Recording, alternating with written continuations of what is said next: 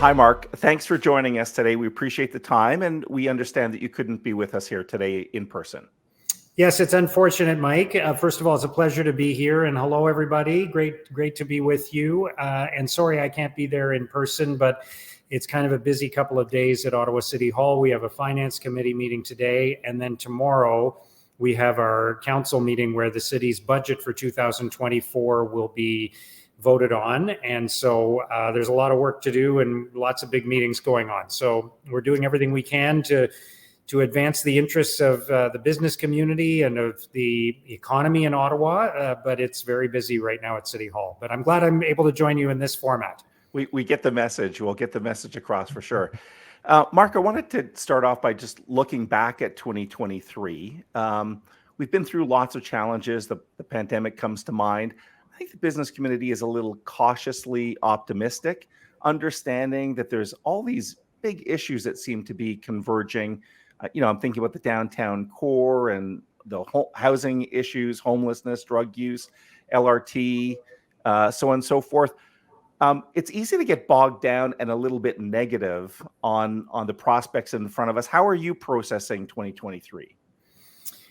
I always approach this from a couple of angles, Mike, and I think you and I have spoken about this before. But first of all, I think we need to remind ourselves of how lucky we are to live in Ottawa. It's a great city. It's a kind and caring community, very generous people, highly educated workforce, wonderful citizens, great businesses, great leaders in our community. I was at the Christmas cheer breakfast recently, and there were all the great leaders of our community. You and I were at a downtown summit a few days ago, and all the people who care about the future of Ottawa were there.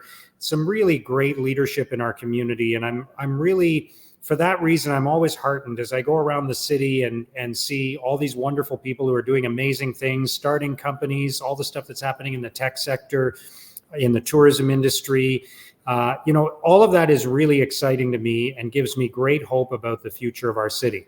At the same time, though, as you've articulated, there are a number of concerns that we're facing right now. And there are some real immediate worries and anxieties that I think we all have to address together to make sure that our city continues to grow and continues to be prosperous. So, of course, one of the big ones is the changing nature of work and the fact that the federal government, our largest employer, is not having its employees come to the office 5 days a week. As everyone knows, that has a huge impact on downtown Ottawa. We're going to see the federal footprint in the downtown core reduce significantly in the years ahead. That presents a big concern. What's going to happen to that real estate? It's both a risk and an opportunity. And as entrepreneurs, I think we all know what that means. Every time there is change, it represents risk and opportunity. So I want us to look at it as both risk and opportunity. So that's a big issue. I think we're all seeing as well that Ottawa is being confronted by many of the challenges that other cities of our size and larger are also facing. Challenges around homelessness, new arrivals to Canada not having anywhere to stay, not having the resources that they need to be successful when they get here. We have increasing crime in some areas of the city. We've had challenges with the byward market. So we're starting to see some of the big city challenges that other communities in Canada and throughout North America are facing as well. And we have to tackle those together as a community.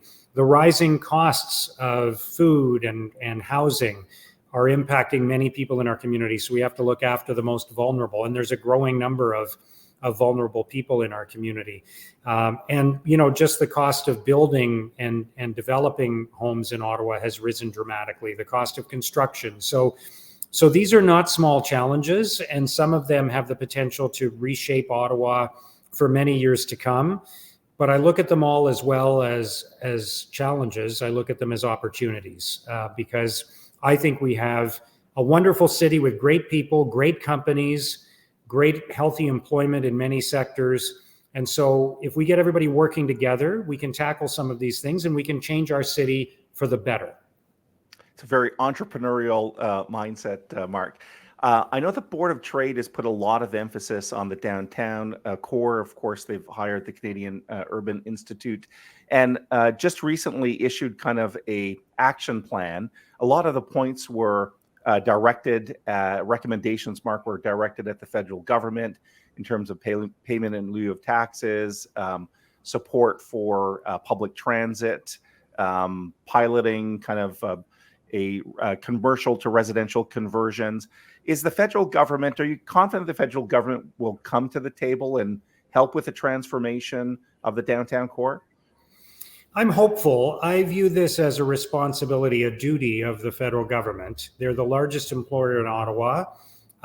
They are making big changes to how they do business in our city, as we just discussed, reducing the number of people who come to the office every day, reducing the number of buildings that they will have in the downtown core.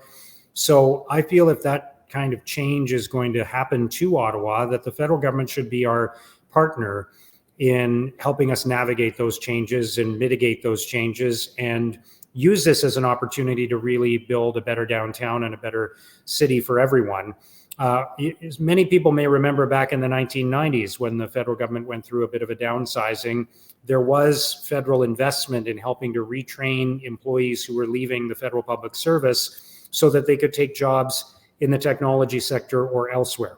So that's not what's happening now, but I just use that as a parallel example that there is history for when the federal government has made changes and it's impacted the city of Ottawa, they've put resources behind that. So I believe that the federal government has a responsibility and a duty to the people of Ottawa and to our local economy to support us through this big transition. This could be one of the biggest transitions our downtown faces in a lifetime, because we're going to see the federal government reduce its footprint by 10, 20 buildings, maybe even up to 50% of the footprint that they have in downtown Ottawa. And if that's the case, then that's monumental change, and we're going to need their support to get through this period. And what I would add to that, Mike, is I think the federal government and the provincial government are going to need to help cities in Canada, particularly Ottawa. We're going through some unique challenges, but we can't do it alone. Cities are not set up. We don't have the levers of taxation and other measures at our disposal to tackle some of the big challenges that we're facing around new arrivals to the country, around homelessness, around issues to do with substance use disorder, around crime. We don't have the resources to tackle those alone. So we're going to need help from not just the federal government, but the provincial government as well. Let's stick with the downtown for a second and perhaps talk about a new potential arena. None of us know, of course. You've expressed an interest, Mark, of prioritizing a downtown arena, whether it's at LeBreton or actually downtown. How important do you think a new arena might be in pressing effectively a reset button for the downtown core? I think it's a huge opportunity for our city, and first of all, I would say, we're talking about getting more people downtown.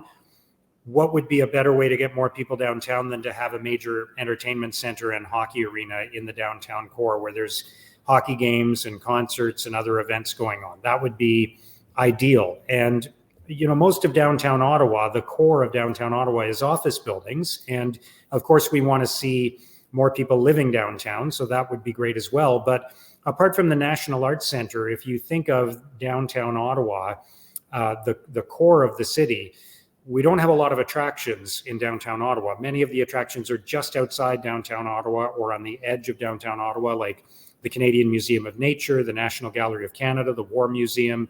So to have another attraction right in downtown Ottawa and to have it be a big, big attraction like a new event center and NHL arena, I think would be a huge opportunity.